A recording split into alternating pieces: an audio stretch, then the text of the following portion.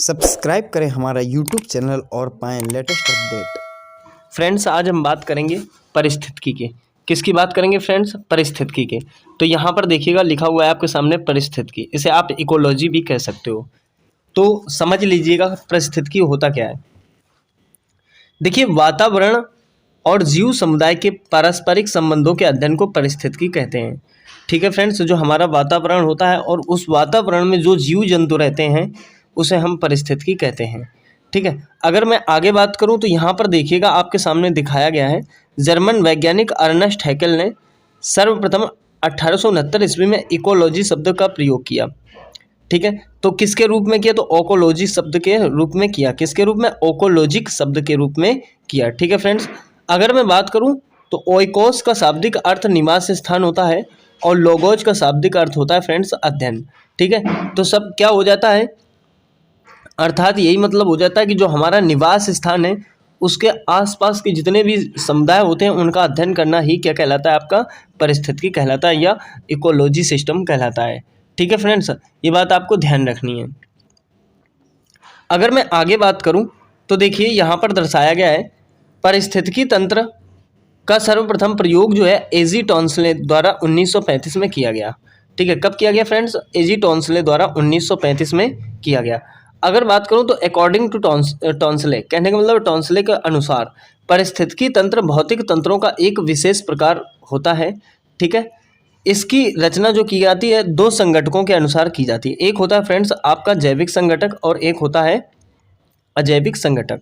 ठीक है, तो इसके दो ही टाइप होते हैं फ्रेंड्स पारिस्थितिकी के, एक जैविक समुदाय और एक अजैविक समुदाय।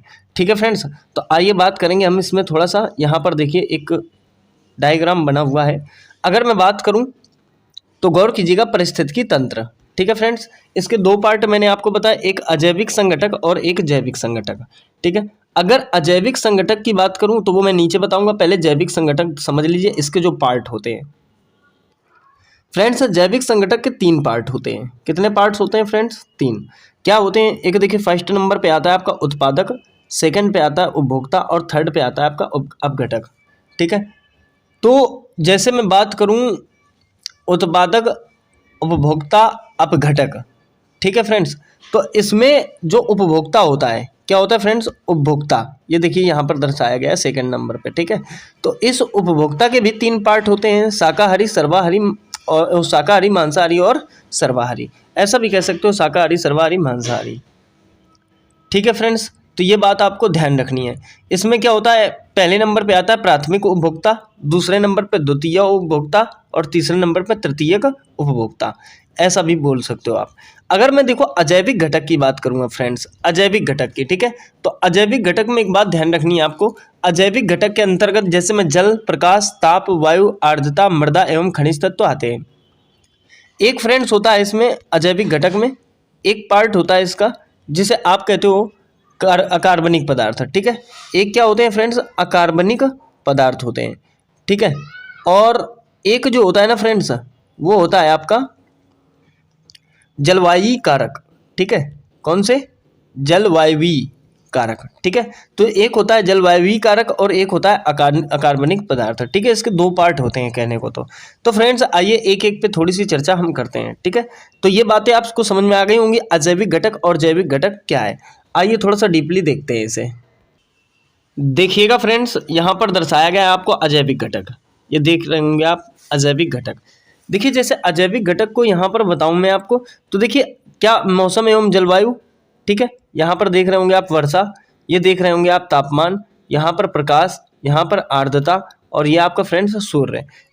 ठीक है फ्रेंड्स, यहाँ पर देखिए जल दिख रहा है आपको। ये सब इसके क्या है? अजैविक घटक आते हैं। ठीक है फ्रेंड्स, तो प्रकृति के ही समूह होते हैं ये सब। ठीक है, जिसमें अजैविक घटक आते हैं फ्रेंड्स। ठीक है, ये बात आपको ध्यान रखनी है। अब जैसे मैं आगे बात करूं तो समझ लीजिएगा, देखिए यहाँ पर दर्शाया गया अजैविक घटक। फ्रेंड्स बताया था ऊपर भी इसे जो है तीन भागों में बांटा गया है या इसे तीन भागों में वर्गीकृत किया जा सकता है। ठीक है, एक देखिए उपभोक्ता, उत्पादक, एक होता है उपभोक्ता और एक होता है फ्रेंड्स अपघटक। क्या? उत्पादक, उपभोक्ता, अपघटक। Manufacturer, consumer, decomposer. ठीक है, उत्पादक फ्रेंड्स क्या होता है? देखिए उत्पादक की बात करूं तो वे घटक जो अपना भोजन स्वयं निर्मित करते हैं। ठीक है, उत्पादक कहलाते हैं फ्रेंड्स। कहने का मतलब है वे घटक जो अपना भोजन स्वयं बनाते हैं उत्पादक कहलाते हैं। अब इसमें आता क्या है फ्रेंड्स, उत्पादक में वो समझ लीजिए। उत्पादक में फ्रेंड्स आता है मुख्य रूप से हरे पेड़ पौधे। ठीक है, क्या फ्रेंड्स, हरे पेड़ पौधे, ये किस में आते हैं, उत्पादक में आते हैं। ठीक है, वे घटक जो अपना भोजन स्वयं बनाते हैं जैसे हरे पेड़ पौधे। ठीक है फ्रेंड्स, आगे समझिएगा। तो देखिएगा फ्रेंड्स, यहाँ पर दर्शाया गया है आपको उपभोक्ता, क्योंकि हमने क्या समझ लिया, उत्पादक समझ लिया, अब समझ लो आप उपभोक्ता। तो देखिए वे घटक जो उत्पादक द्वारा बनाए गए भोजन का उपयोग करते हैं। ठीक है, क्या फ्रेंड्स, वे घटक जो उत्पादक द्वारा बनाए गए भोजन का उपयोग करते हैं उपभोक्ता कहलाते हैं। ठीक है फ्रेंड्स, यहाँ समझ लीजिए, देखिए दर्शाया गया उपभोक्ता 3 प्रकार के होते हैं। ठीक है, कौन कौन से, प्राथमिक उपभोक्ता, द्वितीयक उपभोक्ता, तृतीयक उपभोक्ता। हालांकि ये चीज़ मैंने आपको ऊपर भी बताई थी, ये थोड़ा सा डायग्राम देख लेना आप, आपकी समझ में आ जाएगा थोड़ा सा कैसे क्या यहाँ पर बताया गया है। जैसे बात करें फ्रेंड्स, देखिए ये सूर्य है और सूर्य के द्वारा मैंने क्या कहा था, वे जो प्राथमिक उपभोक्ता होते हैं, जो द्वितीयक उपभोक्ता होते हैं, जो तृतीयक उपभोक्ता होते हैं, इनकी क्वालिटी अलग अलग होती है। ठीक है, और जो उत्पादक होते हैं फ्रेंड्स, तो जैसे यहाँ पर सूर्य दर्शाया गया तो ये पेड़ पौधे होते हैं। ठीक है, यहाँ पर देखिए उत्पादक में पेड़ पौधे दिख रहे हैं। पेड़ पौधे अपना भोजन किससे बनाते हैं, तो प्रकाश संश्लेषण द्वारा बनाते हैं। कहने का मतलब सूर्य से वो अपना भोजन लेते हैं। अब अगर मैं बात करूं तो जो देखिए ये उत्पादक क्या खाते हैं, तो सूर्य का प्रकाश खाते हैं। ठीक है, अब ये उत्पादक में जो पेड़ पौधे आते हैं, इनको कौन खाता है फ्रेंड्स, इनको कौन खाता है, तो इनको खाते हैं जीव जंतु। ठीक है, कौन से जीव जंतु, जो बिल्कुल शाकाहारी होते हैं। जैसे आप बकरी ले लो, तो फ्रेंड्स बकरी क्या होती है, घास खाती है। ठीक है, क्या खाती है, बकरी घास खाती है। अब यहाँ पर देखो शाकाहारी में एक छोटा सा जीव बनाया गया है। ठीक है, अगर मैं शाकाहारी ले लूँ, ठीक है, जो मतलब सर्वाहारी ले लो, आप शाकाहारी ले लो, तो शाकाहारी बोलूँ तो मैंने बताया बकरी होती है। ठीक है, उसके बाद अगर सर्वाहारी बोलूँ तो इसमें आप कुत्ता ले सकते हो। ठीक है फ्रेंड्स, क्या ले सकते हो, कुत्ता। ठीक है, तो बकरी जो है फ्रेंड्स ये शाकाहारी है, कुत्ता जो होता है ना वो सर्वाहारी होता है। कहने का मतलब वो रोटी भी खा लेता है और आपका मांस भी खा सकता है। ठीक है, तो रोटी भी खाएगा, मांस भी खाएगा, इसी कारण इसे किस में रखा गया है फ्रेंड्स, सर्वाहारी में रखा गया है।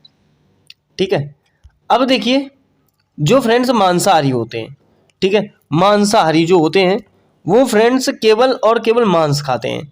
इसमें जैसे शेर आ जाता है। ठीक है, वो भी ध्यान रखना फ्रेंड्स, जीवित मांस खाते हैं।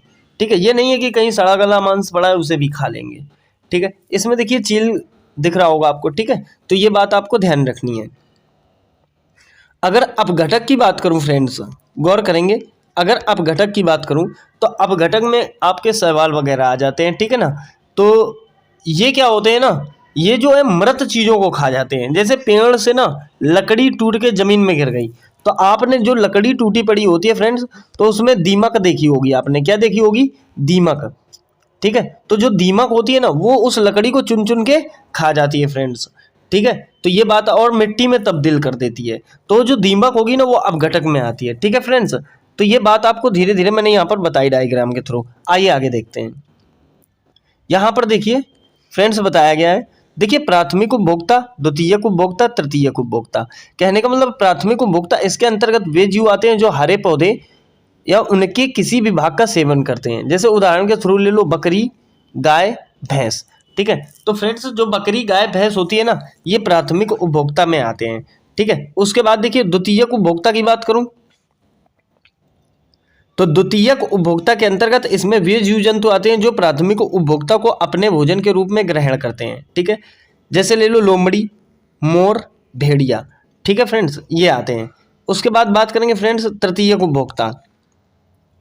इसमें क्या होता है, इसके अंतर्गत वे जीव आते हैं जो द्वितीयक उपभोक्ता को भोजन के रूप में ग्रहण करते हैं। जैसे शेर, चीता, बाघ आदि हो गया फ्रेंड्स। ठीक है, तो तीनों प्रकार के उपभोक्ता आपकी समझ में आ गए होंगे। बात करेंगे फ्रेंड्स, अब देखिए अजैविक घटक। ठीक है, किसकी बात करेंगे, अजैविक घटक। अजैविक घटक क्या होते हैं, कहने को ये निम्नलिखित प्रकार के होते हैं, कार्बनिक पदार्थ, अकार्बनिक पदार्थ और आपके जलवायु कारक। ठीक है, अजैविक घटक के अनुसार या उदाहरण में कहूँ तो प्रकाश ले लो, जल ले लो, वायु ले लो, ताप ले लो, मृदा ले लो, आर्द्रता ले लो एवं खनिज तत्व ले लो। ठीक है फ्रेंड्स, आपको मैंने बताया है अपघटक के बारे में। ठीक है फ्रेंड्स, तो ये बात आपकी समझ में आ गई होगी। अगर मैं अपघटक को बताऊं तो फ्रेंड्स पीछे भी बता चुका हूं अपघटक क्या होते हैं। अपघटक मैंने बताया इस वर्ग में मुख्यतः कवक एवं जीवाणु रखे जाते हैं। कौन फ्रेंड्स? तो कवक एवं जीवाणु क्या किसके अंतर्गत आते हैं? अपघटक के अंतर्गत। एग्जाम्पल मैंने बता दिया, जैसे पेड़ से लकड़ी का टूट के गिर जाना और सूखने के बाद उसको दीमक के द्वारा खा लेना, वो क्या होता है फ्रेंड्स? आपका अपघटक होता है। ठीक है, दीमक वगैरह जो है जीवाणु और उसमें कवक के अंतर्गत काम करते हैं। एक बात और समझ लीजिएगा फ्रेंड्स, देखिए गौर कीजिएगा, देखिएगा फ्रेंड्स, जैसे क्वेश्चन पूछता है, मान लो पर्यावरण शिक्षा केंद्र, ठीक है, क्या पूछता है? पर्यावरण का जो है आपका शिक्षा केंद्र। तो फ्रेंड्स यहाँ पर गौर कीजिएगा, जो पर्यावरण शिक्षा केंद्र है ना, वो आप ध्यान रखेंगे फ्रेंड्स अहमदाबाद में है। कहाँ है फ्रेंड्स? अहमदाबाद में है। तो इस क्वेश्चन को याद रखना, अगर क्वेश्चन पूछता है कि पर्यावरण शिक्षण केंद्र कहाँ है या शिक्षा का केंद्र कहाँ है, तो वो आपका अहमदाबाद में है। ठीक है फ्रेंड्स, अगर अगला क्वेश्चन आपसे पूछता है पारिस्थितिकी, क्या? पारिस्थितिकी विज्ञान केंद्र, क्या फ्रेंड्स? पारिस्थितिकी विज्ञान केंद्र। तो जो पारिस्थितिकी विज्ञान केंद्र है ना फ्रेंड्स, वो है आपका बेंगलुरु में। कहाँ है फ्रेंड्स? बेंगलुरु। ठीक है, तो ये दो चीजें आपकी समझ में आई। एक पर्यावरण शिक्षा केंद्र कहाँ है? तो अहमदाबाद में। पारिस्थितिकी विज्ञान केंद्र कहाँ है? तो फ्रेंड्स बेंगलुरु में। ठीक है, अगर क्वेश्चन पूछता है आपसे कि बताओ खनन पर्यावरण केंद्र कहाँ है, ठीक है फ्रेंड्स, क्या? खनन पर्यावरण केंद्र। तो याद रखना है फ्रेंड्स, जो खनन पर्यावरण केंद्र होगा वो धनबाद में है। कहाँ है फ्रेंड्स? धनबाद में। ठीक है, दोबारा समझ लो, शिक्षा केंद्र जो है आपका पर्यावरण का अहमदाबाद में है। दूसरा मैंने बताया पारिस्थितिकी विज्ञान केंद्र बेंगलुरु में। तीसरा मैंने बताया खनन पर्यावरण केंद्र कहाँ है फ्रेंड्स? तो धनबाद में है। ठीक है, एक और समझ लीजिएगा फ्रेंड्स, अगर ये बोलता है CPR पर्यावरण केंद्र, क्या? CPR पर्यावरण केंद्र, ठीक है, पर्यावरण केंद्र। तो फ्रेंड्स जो CPR पर्यावरण केंद्र है ना, ये आपका चेन्नई में है। कहाँ है फ्रेंड्स? चेन्नई में। ठीक है, तो ये चौथा पॉइंट ध्यान रखना, CPR पर्यावरण केंद्र कहाँ है? तो आपका चेन्नई में। देखिए दोबारा समझो, पर्यावरण शिक्षा केंद्र अहमदाबाद में, CPR पर्यावरण को पूछता है शिक्षा केंद्र को, तो चेन्नई में हो जाएगा। ठीक है, पारिस्थितिकी विज्ञान केंद्र कहाँ हो जाएगा? बेंगलुरु में हो जाएगा। ठीक है, अगर क्वेश्चन फ्रेंड्स करता है आपसे कि खनन पर्यावरण केंद्र कहाँ होगा, तो धनबाद में हो जाएगा। सलीम अली पक्षी विज्ञान एवं सांस्कृतिक विज्ञान केंद्र कहाँ है? तो कोयम्बटूर में है। ठीक है फ्रेंड्स, तो ये बात आपको ध्यान रखनी है। चलिए फ्रेंड्स, तो आशा करता हूँ समझ में आ गया होगा। तो फ्रेंड्स ये था आपका पारिस्थितिकी का टॉपिक।